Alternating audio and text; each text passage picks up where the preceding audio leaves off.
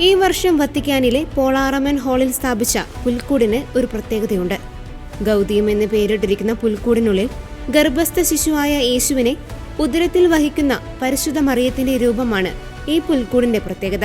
Costa Rican കലാകാരിയായ പൗളയാണ് ഈ കലാസൃഷ്ടി വത്തിക്കാന് സമ്മാനിച്ചത്. ക്രിസ്തുമസിന്റെ സമാധാന സന്ദേശത്തോടൊപ്പം ഗർഭധാരണം മുതൽ ജീവൻ സംരക്ഷിക്കപ്പെടണമെന്ന ആഹ്വാനവും ഈ പുൽക്കൂട് നൽകുന്നുവെന്ന് മാർപ്പാപ്പ പറഞ്ഞു. ഗർഭഛിദ്രം എന്ന ഭീഷണിയിൽ നിന്ന് സംരക്ഷിക്കപ്പെട്ട ഒരു ജീവനെയാണ് ഇത് പ്രതിനിധീകരിക്കുന്നത്. പുൽക്കൂടിനോട് ചേർന്ന് 28,000 വർണ്ണ റിബണുകൾ ക്രമീകരിച്ചിട്ടുണ്ട്.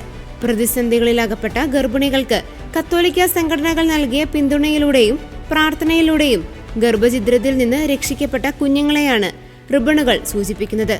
ഈ പുൽക്കൂട് നിർമ്മിച്ചതിൽ ലിയോ 14 പാപ്പ നന്ദി അറിയിച്ചു. ഉണ്ണി പിറന്നതിന് ശേഷം ഗർഭിണിയായ മാതാവിനെ മാറ്റി മറ്റൊരു മാതാവിനെ വെക്കുകയും ചെയ്യും.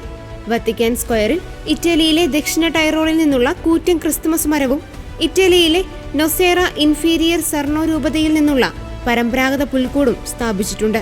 ഇവ രണ്ടും ഇറ്റാലിയൻ സംസ്കാരത്തിന്റെ അടയാളങ്ങളാണ്. ദൈവം ഒരു ശിശുവിന്റെ എളിമയിൽ മനുഷ്യ ചരിത്രത്തിലേക്ക് ഇറങ്ങി വന്നതിന്റെ ഓർമ്മപ്പെടുത്തലാണ് ഈ ക്രിസ്തുമസ് അലങ്കാരങ്ങളെന്ന് മാർപ്പാപ്പ കൂട്ടിച്ചേർത്തു.